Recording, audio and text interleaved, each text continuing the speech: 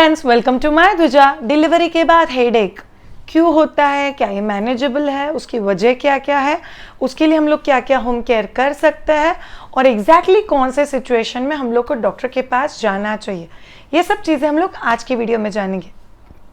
चलिए वीडियो शुरू करते हैं। डिलीवरी के बाद हेडेक ये बहुत ज़्यादा कॉमन है, स्पेशली पहले 8 से 10 दिन में। इस दौरान बहुत सारे मदर्स को ऑब्जर्व होता है कि हेडेक बहुत ज़्यादा हो रहा है और कभी कभी वो मैनेज भी नहीं हो पाता है। यूजुअली हेडेक दो टाइप के होते हैं। एक हेडेक होता है which is called as spinal headache. Spinal headache मतलब अगर आपका नॉर्मल डिलीवरी हुआ है और आपने अगर पेनलेस का इंजेक्शन लिया हुआ है स्पाइन में, तो उसकी वजह से, उस दवाई की वजह से, जो भी it's called basically spinal puncture या स्पाइनल फ्लूइड रिलीज। बहुत ज़्यादा डिटेल में जाने की ज़रूरत नहीं है, बट जो इंजेक्शन दिया हुआ है उसकी दवाई या उसका जो भी बॉडी पे असर होता है, अगर वो अपवर्ड फ्लो हुआ तो उसकी वजह से स्पाइनल हेडेक बिल्ड हो सकता है। दूसरी वजह क्या है? दूसरी सबसे मेजर वजह एस्ट्रोजन हार्मोन। एस्ट्रोजन ये आपके बॉडी का प्रेगनेंसी हार्मोन है।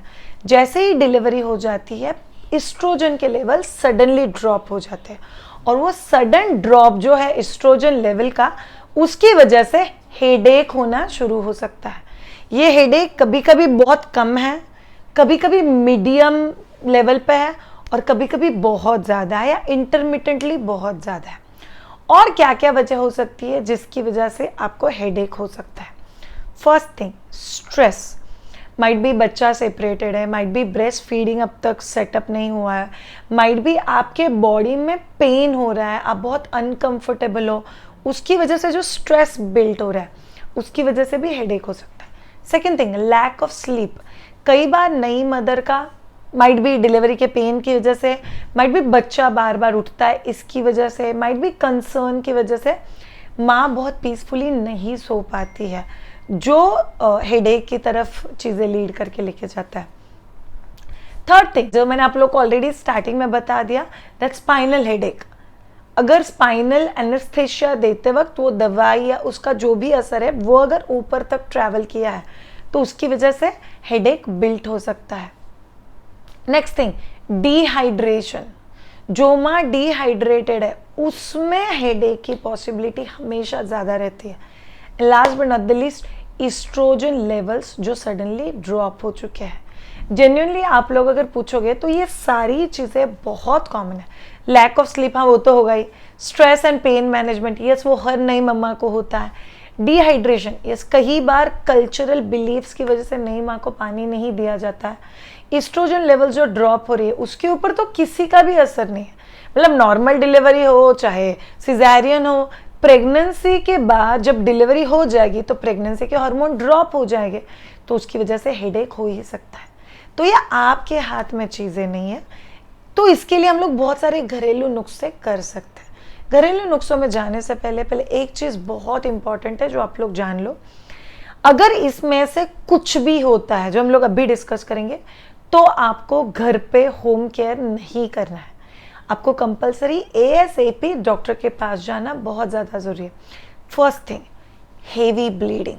इतना हेवी ब्लीडिंग हो रहा है कि आपको मैनेज नहीं हो रहा है और उसके साथ आपको सीवियर हेडेक है।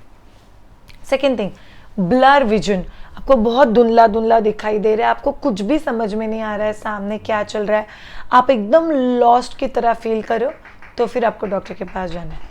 And third and a very very important thing, इतना ज़्यादा हेडेक हो रहा है कि आप उठ भी नहीं पा रहे हो, बैठ भी नहीं पा रहे हो, you are just losing it out, yes, तो फिर आपको आपके डॉक्टर के पास जाने की बहुत ज़्यादा ज़रूरत है।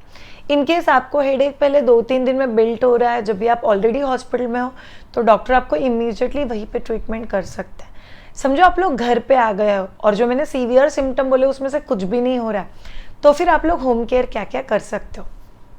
First and a very very important trick, cold PACS. ये बहुत अच्छे से काम करता है। सो यूजुअली अगर हेडेक होता है तो आप लोग ठंडे पानी में पट्टी या डिप करके आपके नेक के ऊपर कोल्ड पैक्स रख सकते हो, इससे आपका हेडेक बहुत हद तक मैनेज हो जाएगा। Cold PACS acts like magic. तो वो आपके लिए बहुत अच्छा इलाज है। दूसरा चीज़, रुमाल को फोल्ड करके उसका यहाँ पे टाइटली बैंड बांध दो, तो आपका हेडेक मैनेज हो जाएगा।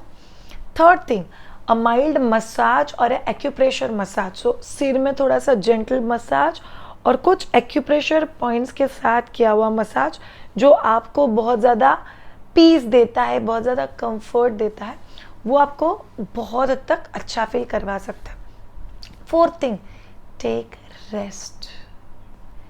कमरे में अंधेरा करो, अलार्म, मोबाइल, टीवी, यूट्यूब, आपका आईपैड, मैकबुक, जो भी आपके आसपास है, सब कुछ आपसे दूर कर दो।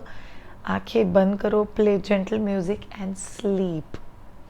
अगर आपको लगता है कि नहीं बच्चा उठेगा थोड़ी देर के बाद तो मैं क्या करूं, चाहिए तो एक टाइम के लिए दूध एक्सप्रेस करके आपके पास जो भी केयर प्रोवाइडर है उनके पास दे दो and let it settle down. बच्चे को एक बार वो एक्सप्रेस के बाद दूध पिला देंगे, यू स्लीप, आपका नींद कवर हो जाएगा, तो भी काफ़ी हद तक हेडेक मैनेज हो जाएगा। नेक्स्ट थिंग, 10 दिन तक इंश्योर करो कि आप पिलो नहीं यूज़ करोगे। स्पेशली जो स्पाइनल हेडेक होता है या स्पाइनल एस्थेशिया देने के बाद जो हेडेक बिल्ट होता है, वो अगर आपने पिलो लेना शुरू किया सिर के नीचे तो हेडेक और शूट हो जाएगा। तो आप लोग को ध्यान में रखना है कि आपको पिलो 10 दिन तक नहीं लेना है। Next thing, keep your body highly hydrated.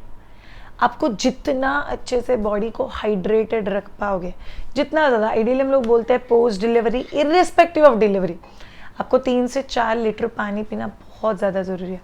आप जितना अच्छे से पानी पियोगे उतना आपका हेडेक मैनेज करना बहुत हद तक आसान हो जाता है। Lastly, do gentle movements and exercises.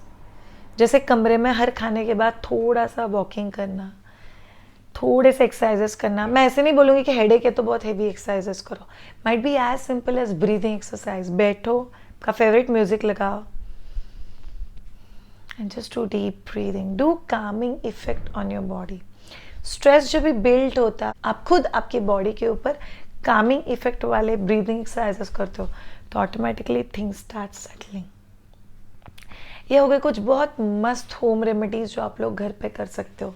याद रखो मदर्स, जब भी माँ को कोई भी चीज़ स्ट्रेस में डालता है या परेशान करता है तो माँ ना बच्चे के ऊपर फोकस कर पाती है, ना ब्रेस्ट फीडिंग के ऊपर, ना खुद के ऊपर। इसीलिए आप लोग को ये मैनेज करना बहुत ज़्यादा ज़रूरी है।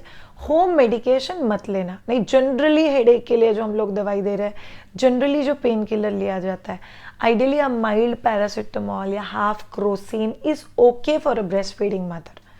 तो आप लोग हाफ क्रोसिन लेके ट्राई कर सकते हो। अगर आपके डॉक्टर आपके टच में है तो आप लोग उनको बता सकते हो, वो आपको ऐसी दवाई देंगे जो ब्रेस्ट फीडिंग मदर के लिए सेफ़ है। हर दवाई ब्रेस्ट फीडिंग मदर के लिए सेफ नहीं होती है, तो आपको एक बार डॉक्टर से कंफर्म करना पड़ेगा। रिक्वायर्ड मेडिकेशन ले लो। Genuinely speaking, headache, spinal headache हो या एस्ट्रोजन ड्रॉप की वजह से हेडेक हो, यूजुअली 10-15 दिन में सेटल हो जाता है। तो don't take too much stress, just relax. Breast feeding set करना आपके लिए अभी के लिए बहुत ज़्यादा ज़रूरी है। Just the way I said, अगर बिल्कुल भी नींद नहीं हो रहा है तो एक बार एक्सप्रेस करके किसी को दे दो, बट बाकी टाइम एटलीस्ट 1 घंटे से 3 घंटे की गैप में, जैसे आपके बच्चे का डिमांड है, demand and supply, breast feeding should be there.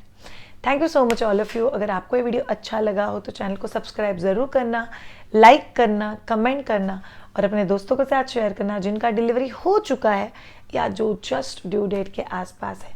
Take care of yourself. A happy, healthy and a peaceful mother is very, very important. Take care. Have a great time and bye.